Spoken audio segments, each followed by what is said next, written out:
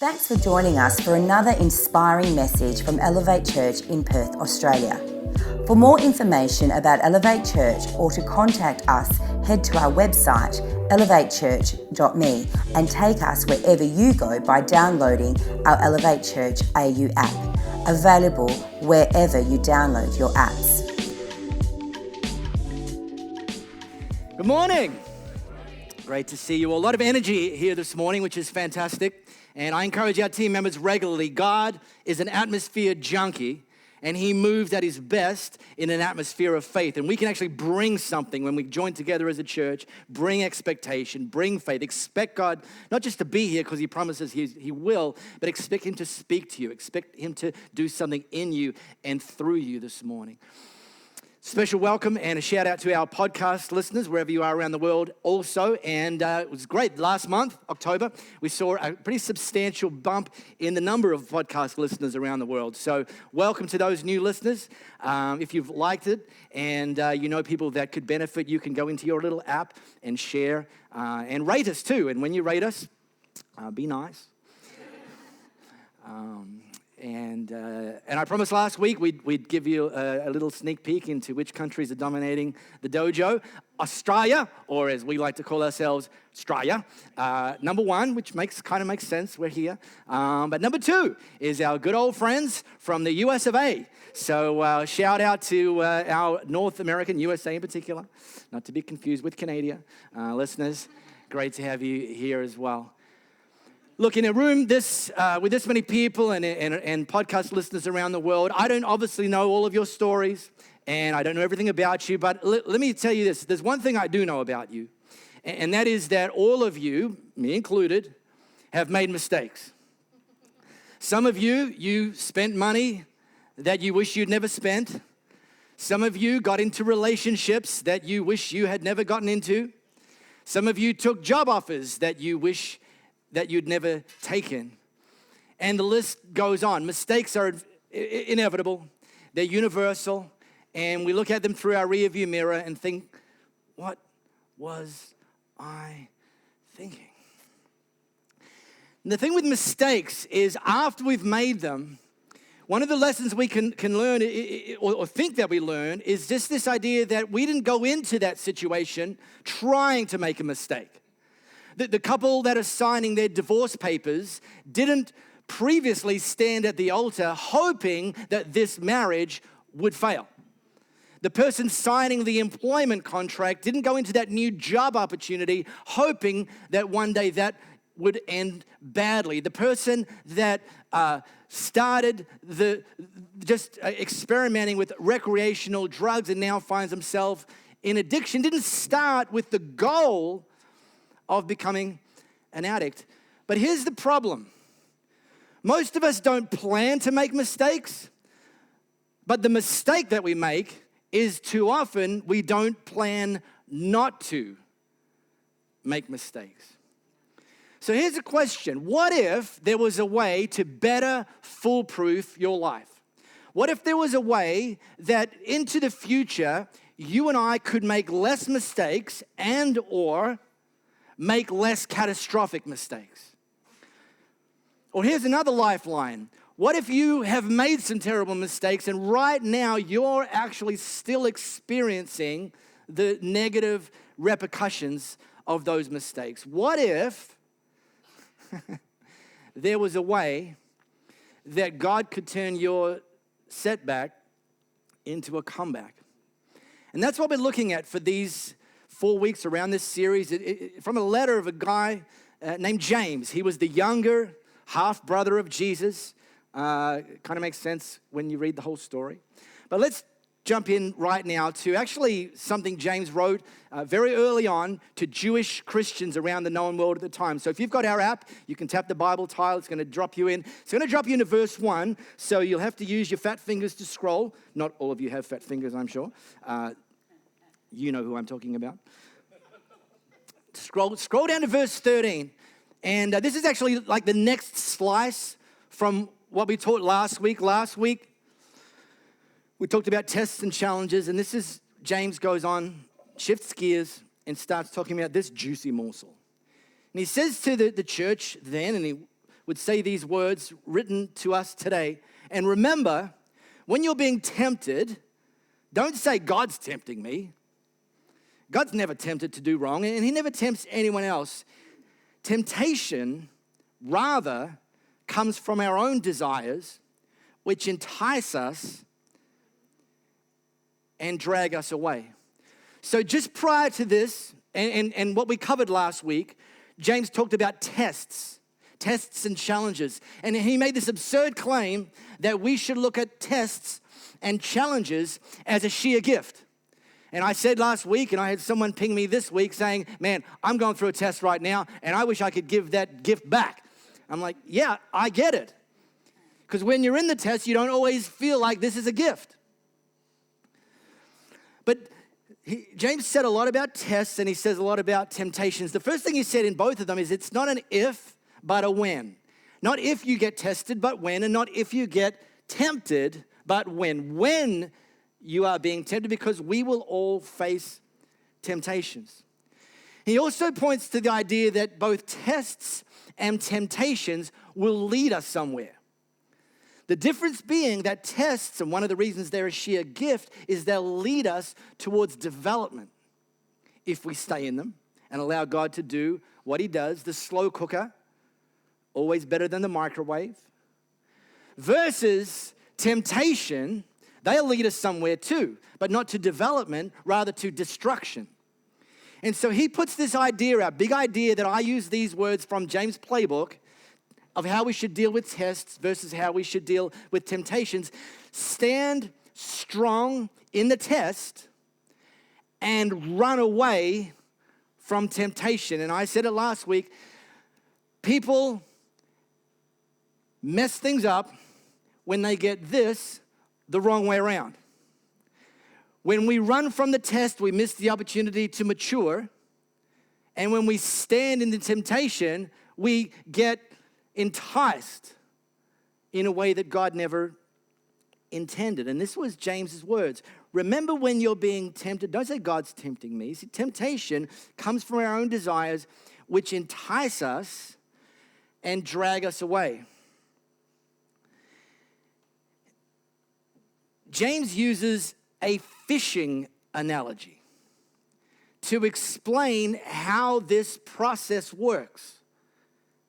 Now, any fishing enthusiasts here today? One, I don't think she's telling the truth. Anyone else? Fake news, people. I'm not much of a fishing enthusiast, but when I was in primary school, we had some family friends, and they are fishing enthusiasts, so sometimes they'd take me and my brother off my parents' hands, give them a break, take us fishing.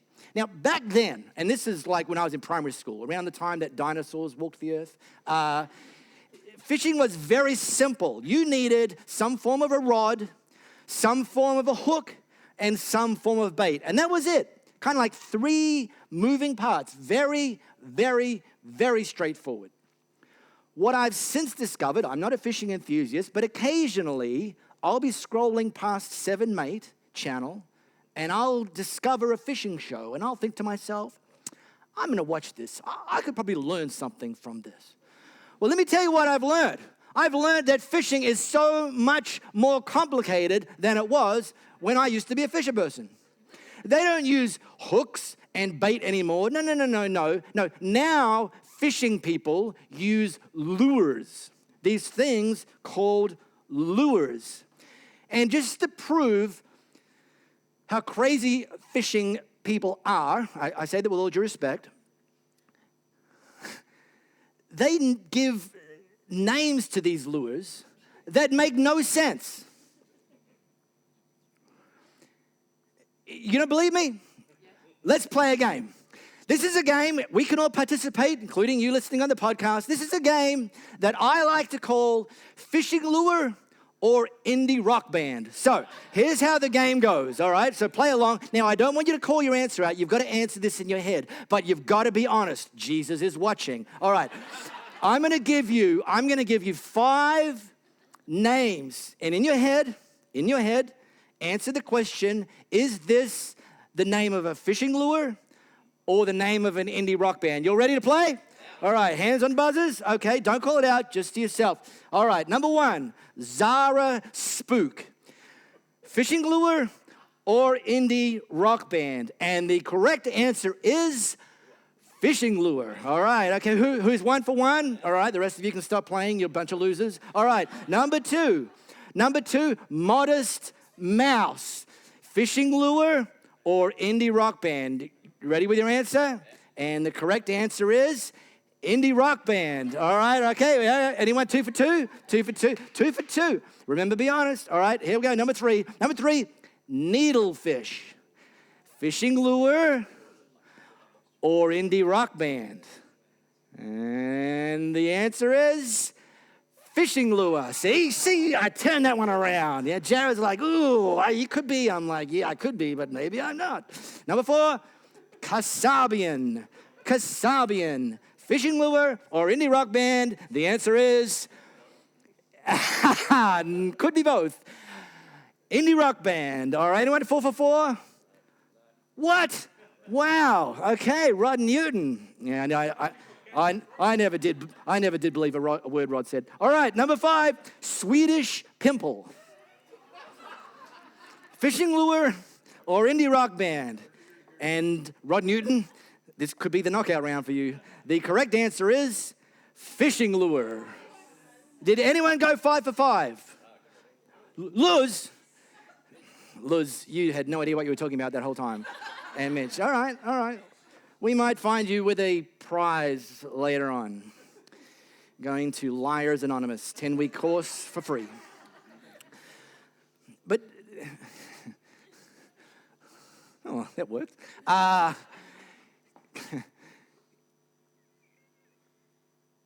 One of the things that's helpful when we look at how James explains how this process of temptation works, and he uses a fishing analogy, is to actually consider what the fishing process looks like from the fish's perspective.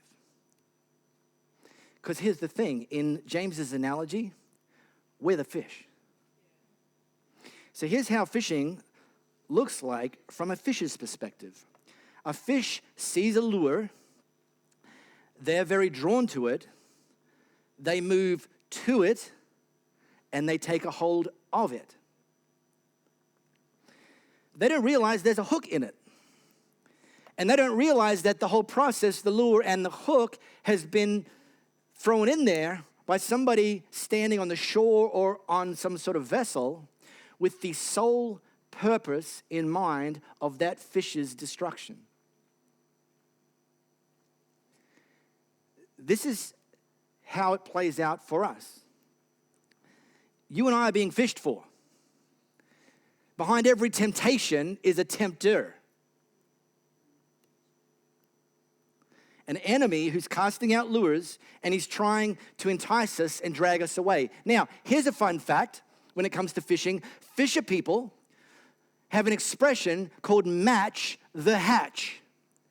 In other words, I did a lot of research on your behalf this week. You're welcome. In other words, design and pick the most specific lure that's going to best fit the mouth profile of the fish that you're going to want to catch. Well, we have an enemy who treats you the very same way. Temptation is not a one-size-fits-all solution. We have an enemy who is conjuring up strategies, who's selecting from a very large tackle box full of lures, something that has been custom designed for you. And he's going to drop that in the water. And that explains why some of your friends aren't tempted by some of the things that you are. And why you're not tempted by some of the things that you think, why would anyone make that sort of mistake? And they look at you saying, well, why did you make that sort of mistake? And you're like, different lure. Match the hatch. Temptation is not a one-size-fits-all proposition. And my best advice at this point is understand your own kryptonite. I'm mixing some Superman in just for the DC comic fans in here. Understand your kryptonite. What is the thing or things or the area or the circumstance or the emotional state that you're most vulnerable in, because I guarantee that's where the devil's going to strike. Now, there's the usual suspects, addictive substances, and maybe some people, that's going to be their lure, and that gets a lot of publicity, and it's very real, and the devil uses addictive substances to take people on a path of destruction. There's sex. We know about that, and I'm talking to someone you're not married to. He'll use that, and God talks about sex as being something that we give of ourselves, and so every time we have sex with someone we're not married to, we actually give a piece of ourselves away. Hand over a piece of our soul, and God never described that, and that's not his best. It's a message for another time. But then there's some even less commonly identified ones, things that don't get maybe the same publicity. What about this one? Gossip. I'm tempted to participate in that conversation because it sounds alluring, juicy conversation, and maybe I could make myself sound more important by joining in. Stealing. This one doesn't get so much publicity. Tempted to steal. And you think, well, I don't go into Woolies and boost things into my reusable shopping bag. No, but do you share a friend's Netflix password? That's stealing. When someone offers you the not yet released torrented version of a TV series on a USB, do you take it even though it's stealing? When someone gives you music that they've downloaded from somewhere that they didn't pay for it and they give it to you, and it's stealing. And again, it's not very sexy and it doesn't sound important, but somebody on the other end is believing for God to provide for them financially through their creative endeavors, for example. And by us not stepping up, well, that's stealing. And all the musicians in the room said, all right, I got your back. Or this one, spending more than you earn. And so every catalog that lands in your mailbox, every email newsletter, Black Friday comes around, the sale that you just can't miss. You think to yourself, that's right, I sure can't. And maybe spend money that you actually don't have. The devil wants to use that, the lure of the commercial and the marketing, to take you on a path of financial destruction. So James says, hey, whoa, listen, people. Temptation comes from our own desires, which entice us and drag us away. And these, if you didn't know, if you don't think that matters, if you don't care, if you're like, these desires give birth to sinful actions, and when sin is allowed to grow, it gives birth to death. And when he uses this word death in this context, he's not talking about a physical death, although that could be the eventual outcome with some of the things that we get tempted by and lured away. He's talking about something that gets between us and God's best. He's talking about something that God never intended for us, that's going to drag us away, lure us away, take us away, keep us away.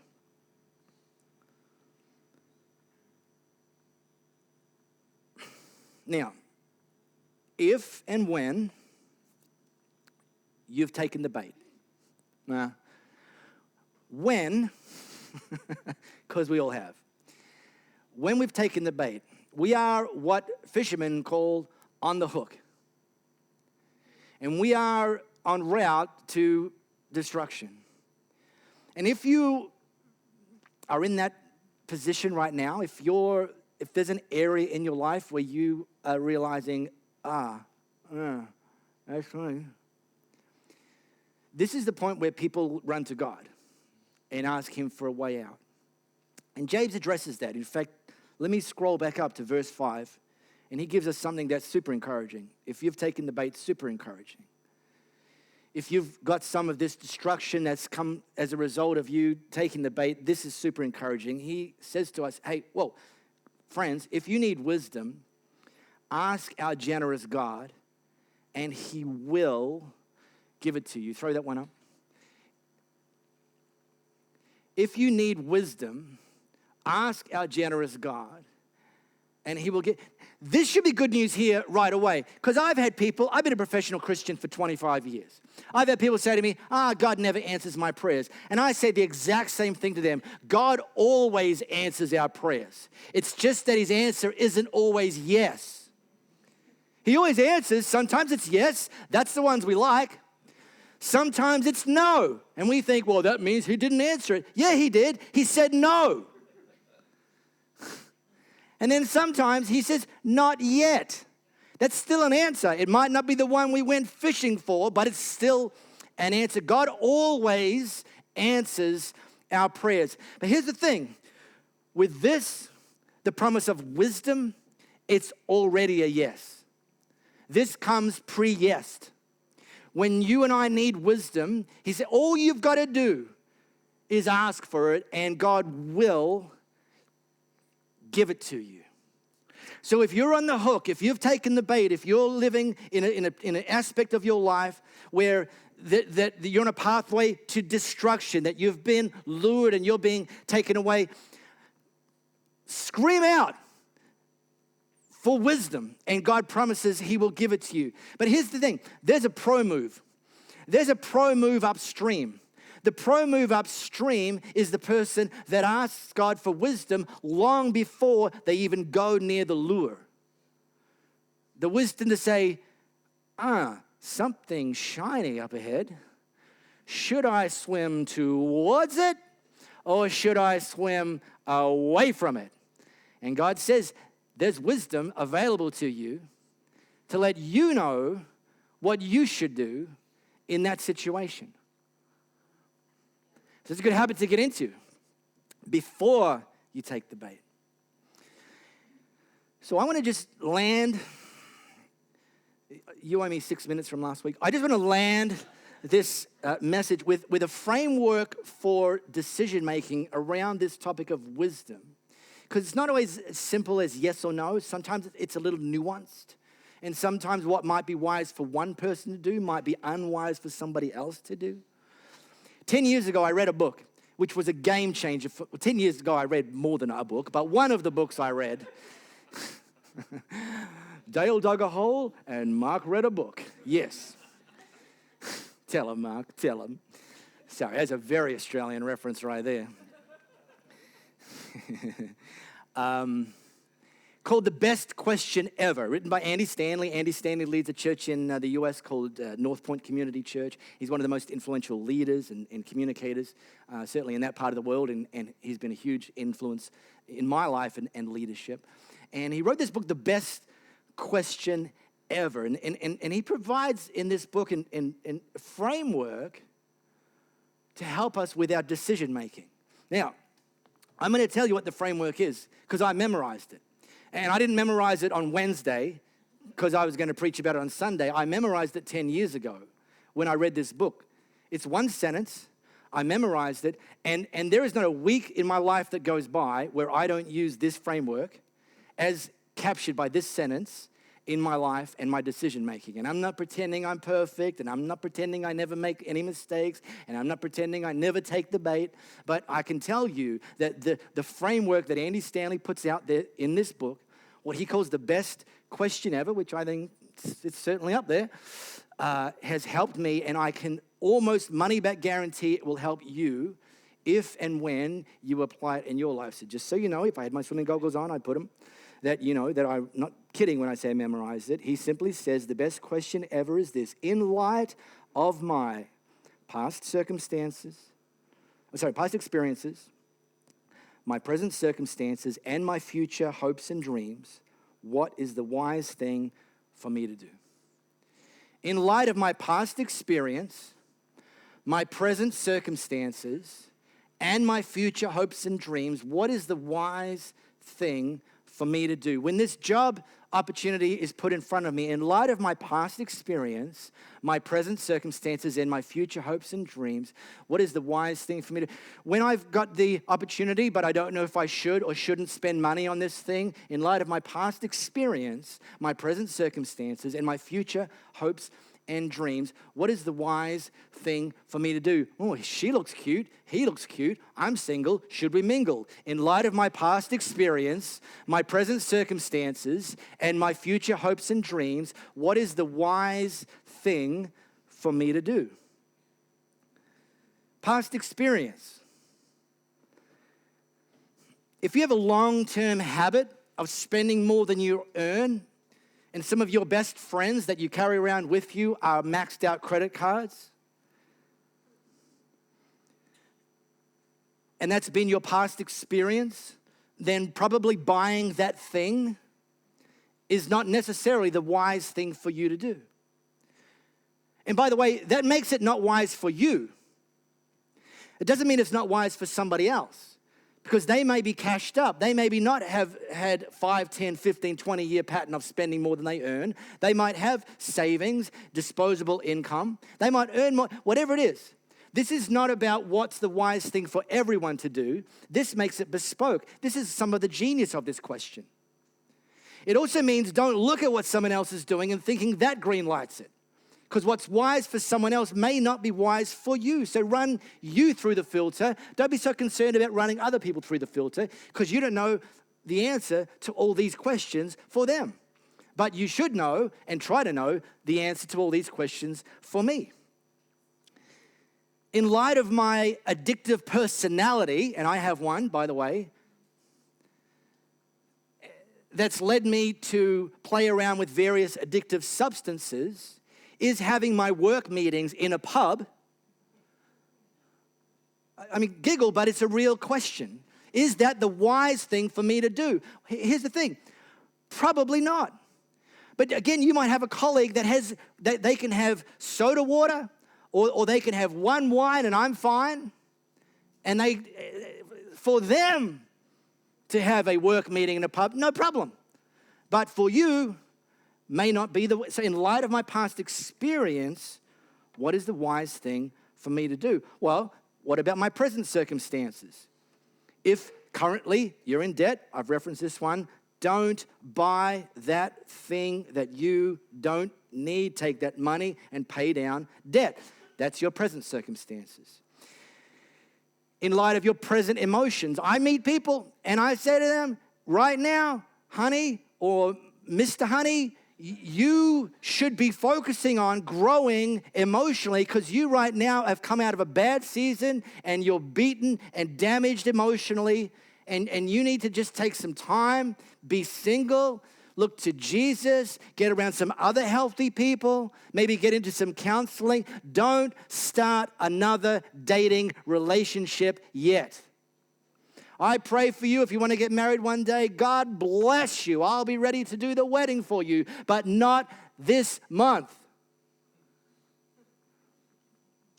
But for someone else to start dating might be fine, because they may be in a current emotional state where they're healthy.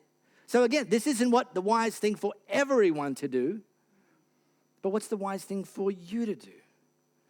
And here's the other thing. Some things might be wise in your future, because you will have resolved some of your present circumstances. Look, we've got the beanbags over here. They just went for this lavish holiday over to Disney World. And if you follow them on social media, I mean, it was just like jealous swipe after jealous swipe after jealous swipe. Flex, flex, flex, flex. All right, that's it. I'm sick of these people. I'm unfollowing them. But they spent several years leading up to that paying down all of their debt that they had previously accumulated, and then they got rid of their debt, and wait for this, millennials, listen carefully, then they started saving actual money. And they took that money that they had now, through months of savings, made a budget. Well, technically Jared made a budget. They then stuck to that budget. Well, technically Jared made them stick to that budget. Listen, I'm throwing your husband under the bus. You don't need to defend him. He's a big boy. So there was a time 2 years ago when going to Disney World for a lavish holiday would not have been the wise thing for the beanbags to do. But in light of their present circumstances, they put themselves in a position when that became quite wise. Didn't invite me, but otherwise, pretty good. You guys coming up. And here's the last one. In light of my future hopes and dreams, in light of if you're not yet married, what are you doing in your own life that is positioning yourself to become the person that you think a husband or wife would want to be. And I'm not talking physical, I'm talking about you being the person that God has. If you're in a marriage, what do you want that to look like in 5 years' time? And what are you doing now? What's the wise thing to do now to position you and so your marriage is going to flourish and move in that direction where you want to be financially? What are you doing now and not doing now in light of your future hopes and dreams? You want to maybe buy your first house. Buy my first house or buy this brand new car that will depreciate by 40% the minute I drive it across the car park curb. Well, maybe in light of your future hopes and dreams, buy the cheapest car your ego can handle and save the money for your house. That would be potentially the wise thing for you to do. Someone else, different circumstances, maybe a different outcome.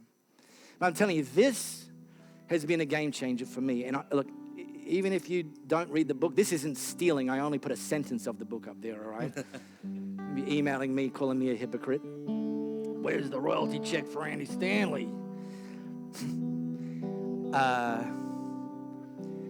We're going to sing this song, and I've actually asked our team through this 4-week series for this song, See a Victory, to be our anthem. This song, there's so much in it that last week we took some time just to really consider, sing this song and consider if you're in a test for this song to encourage you.